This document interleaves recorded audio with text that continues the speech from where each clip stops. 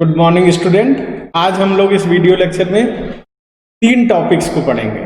सबसे पहले जानेंगे सस्टेनेबल डेवलपमेंट क्या होता है, फिर जानेंगे सस्टेनेबल डेवलपमेंट क्यों इम्पोर्टेंट है हमारे लिए, उससे हमें क्या हमारी लाइफ में इम्पैक्ट आता है। तीसरा जानेंगे सस्टेनेबल डेवलपमेंट किस तरह से किया जा सकता है, उसके लिए कौन कौन से मीजर्स हम ले सकते हैं, किन किन स्टेप्स को हमें फॉलो करना चाहिए। तो हम लोग चलिए स्टार्ट करते हैं कि सस्टेनेबल डेवलपमेंट एक्चुअल में होता क्या है। आपको यहाँ पर ये दिखाई दे रहा होगा सस्टेनेबल डेवलपमेंट। सस्टेनेबल डेवलपमेंट का मतलब क्या होता है? In fact natural resources were hardly use as the renewable and non renewable. हम लोग जनरली, आपको खूब अच्छे से याद होगा कि जो भी नेचुरल रिसोर्स है उनको हम लोग 2 पार्टों में डिवाइड कर लेते हैं और इसका फोकस करते हैं fuller utilization of the natural resources, not rational utilization. आज तक जितनी वर्ल्ड की कंट्रियां रही हैं, जब तक हम लोग सस्टेनेबल डेवलपमेंट की बात नहीं हुई, सब के सब नेचुरल रिसोर्स के फुलर यूटिलाइजेशन पे फोकस करते थे, कभी भी रेशनल यूटिलाइजेशन में फोकस नहीं करते थे। But now it is being increasingly realized the fuller utilization of the resource में लीड टू देयर डिप्लेशन। और फुलर यूटिलाइजेशन क्या करता है? ये उसके डिप्लेशंस को, उसको खत्म करता है, उसको डिक्रीज करता है, उसको रिसोर्स के क्या करता है? एग्जॉस्ट कर देता है। तो ये रिड्यूस करता है ability for the future generation. तो now we are discussing about the rational utilization of the resource, कि हम रिसोर्स का रेशनल यूटिलाइजेशन कैसे करें, बेटर यूटिलाइजेशन कैसे करें, जिससे रिसोर्स हमारी जनरेशन की डिमांड को तो फुलफिल कर सके, उसके साथ साथ फ्यूचर जनरेशन की भी डिमांड को क्या कर सके? फुलफिल कर सके। तो हम लोग सस्टेनेबल डेवलपमेंट की डिफिनीशन देखते हैं कि sustainable development is the process of economic development which aim at raising the quality of life of both present and future generation without threatening natural endowment and environment. यानी कि ना तो natural environment को किसी तरह हार्म करे और present generation की डिमांड को तो फुलफिल ही करे, उसके साथ साथ फ्यूचर जनरेशन को भी करे। जबकि पहले क्या होता था? प्रोसेस ऑफ इकोनॉमिक ग्रोथ का मतलब क्या होता था? मेजरली यानी mainly it depend on fuller utilization of the natural resource. तो sustainable development is the process of development which meet the needs of the present generation without reducing the ability of the future generation to meet their own needs. तो future generation की ability को किसी तरह reduce नहीं करें, यही क्या है? Sustainable development. तो सस्टेनेबल डेवलपमेंट में 2 चीजें आ गई, एक तो आ गई प्रेजेंट जनरेशन और एक आ गई क्या? Future generation. तो इसमें हम प्रेजेंट, जैसे आज की जनरेशन की हमारी वाटर की रिक्वायरमेंट है, तो हम वाटर की रिक्वायरमेंट फुलफिल करें, लेकिन इतना ज्यादा एक्सप्लॉयटेशन न करें कि आने वाली फ्यूचर जनरेशन को उस क्वालिटी की वाटर की अवेलेबिलिटी ना हो पाए जो क्वालिटी का वाटर हमें अवेलेबल था या हमारे फोरफादर ने हमें दिया हुआ था। तो इसका मतलब क्या होता है कि अगर हम एक सिंपल वे कैसे कहें, तो हमें वाटर के रिसोर्स को यूज करने के साथ साथ ऐसा उसका यूज करना है कि हम फ्यूचर जनरेशन के लिए भी वाटर की एबिलिटी को इंश्योर करते जाएं। ऐसा नहीं कि वाटर लेवल लगातार घटता जा रहा हो, हम उसका ओवर एक्सप्लॉयटेशन करते चले जा रहे हैं। तो ये नहीं करना है। हमें क्या करना है? उसको मैक्सिमम सेव करना है, बेटर यूटिलाइजेशन करना है और रैशनल यूटिलाइजेशन करना है। तो सस्टेनेबल डेवलपमेंट का इम्पैक्ट क्या होता है, क्या उसके बेनिफिट है? पहला, sustain rise in per capita income and economic welfare. ये पर कैपिटा इनकम को बढ़ाता है, इकोनॉमिक वेलफेयर को बढ़ाता है, तो ये इसका एक सबसे बड़ा बेनिफिट है। दूसरा, rational use of natural resource. Natural resource का रेशनल यूज हो रहा है। Sustainable development does not mean the natural resource should not be used at all, it simply mean the natural resource be rationally used in the manner such that they are not excessively exploited। तो ये ज्यादा excessive exploit नहीं होना चाहिए। तो इस तरह से इसका यूटिलाइज करना चाहिए, बेटर यूटिलाइजेशन होना चाहिए और सस्टेनेबल डेवलपमेंट के साथ में होना चाहिए। No reduction in the ability of future generation to fulfil their needs. तो ये हम जो आज यूटिलाइज कर रहे हैं, हमने बार बार इसको पीछे भी बोल रहा हूं कि फ्यूचर जनरेशन की एबिलिटी में इसमें कोई इंपैक्ट नहीं आना चाहिए। फ्यूचर जनरेशन को भी आसानी से, तो sustainable development stresses the point that the ability of future generation to fulfil their needs is not impaired in the wake of competitive growth process। The check on pollution, pollution को कैसे check करना है, ये भी इसमें होता है। Sustainable development का मेन फोकस होता है कि पोल्यूशन को कंट्रोल किया जाए। तो सस्टेनेबल डेवलपमेंट हमेशा ऐसी एक्टिविटीज पे फोकस करता है जो इन्वायरमेंट फ्रेंडली हो, इन्वायरमेंटल पोल्यूशन को चेक करती हो, इन्वायरमेंटल पोल्यूशन के एलिमेंट्स को किसी भी सोशल कॉस्ट पे देने के लिए तैयार ना हो। तो इन्वायरमेंट हमेशा ऐसा रहे कि जिससे सोसाइटी को कोई भी हार्म ना हो। फिर इसकी स्ट्रेटेजी जो सस्टेनेबल डेवलपमेंट, तो sustainable development does not mean the check on the existing pace of economic growth, it only mean the judicious and optimum utilization of the resources and in manner such that the pace of growth in sustainable development with intergenerative equity। तो कैसे हम इसको, how can it be achieve, कैसे ऐसा होगा कि हम sustainable development कर सकें, what are the possible strategy for achieving sustainable development.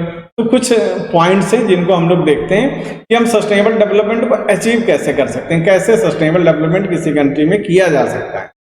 तो इसके लिए हमारे पास कई पॉइंट्स हैं। सबसे फर्स्ट पॉइंट क्या है, इनपुट इफिशिएंट टेक्नोलॉजी।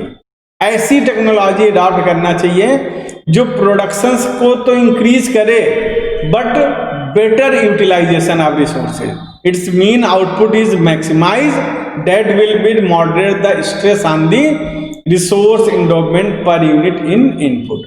तो ये देखना है कि हम जो भी लगा रहे हैं, जो भी रिसोर्स हो रहे हैं, तो उसका जैसे कोयल हमारी कंट्री में एनटीपीसी में लगता है तो माना जाता है कि 70% ही यूटिलाइज होता है। तो हमारे ऐसी टेक्नोलॉजी हो कि मिनिमम 90% यूटिलाइज हो, इट्स मीन 25% इलेक्ट्रिसिटी का प्रोडक्शन ऑटोमेटिक बढ़ जाएगा।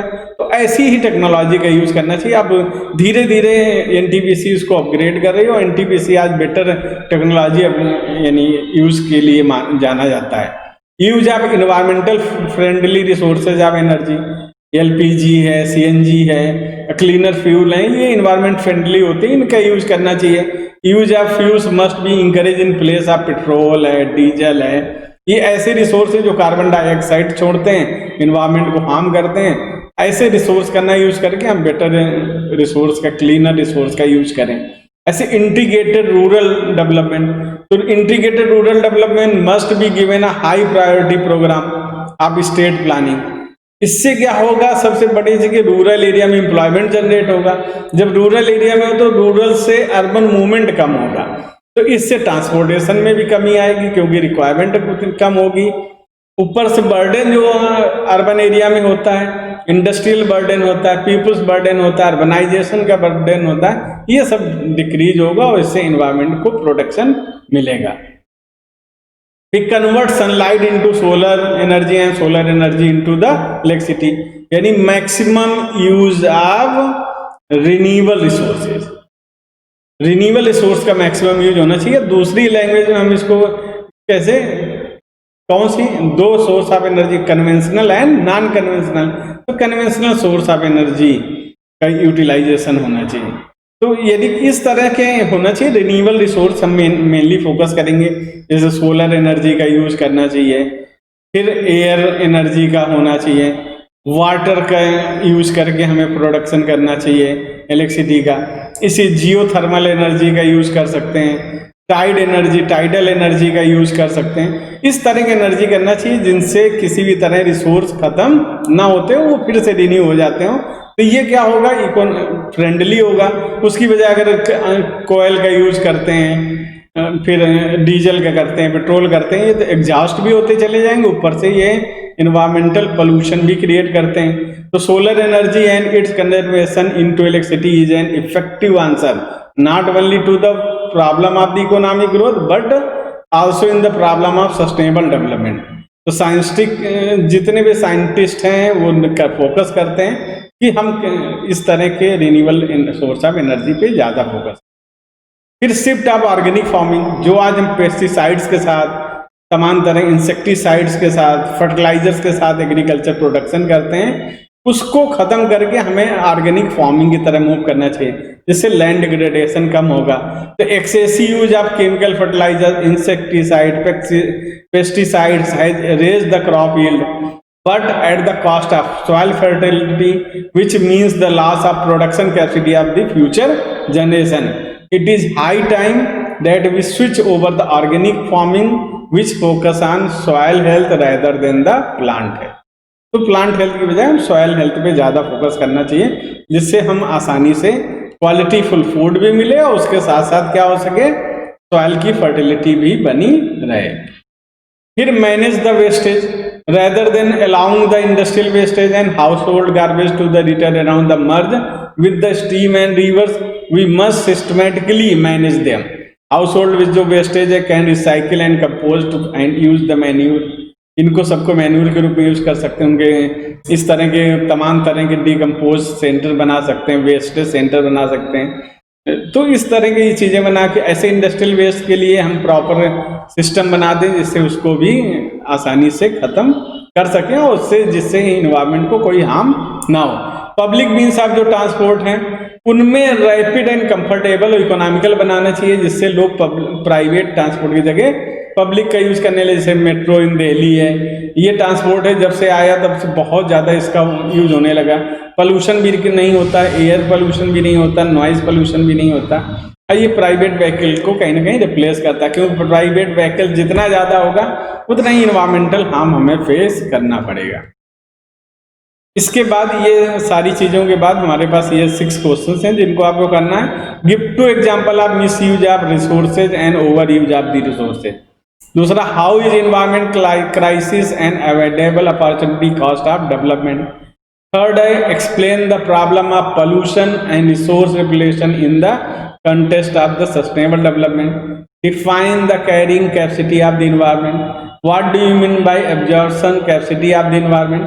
What is difference between development and sustainable development?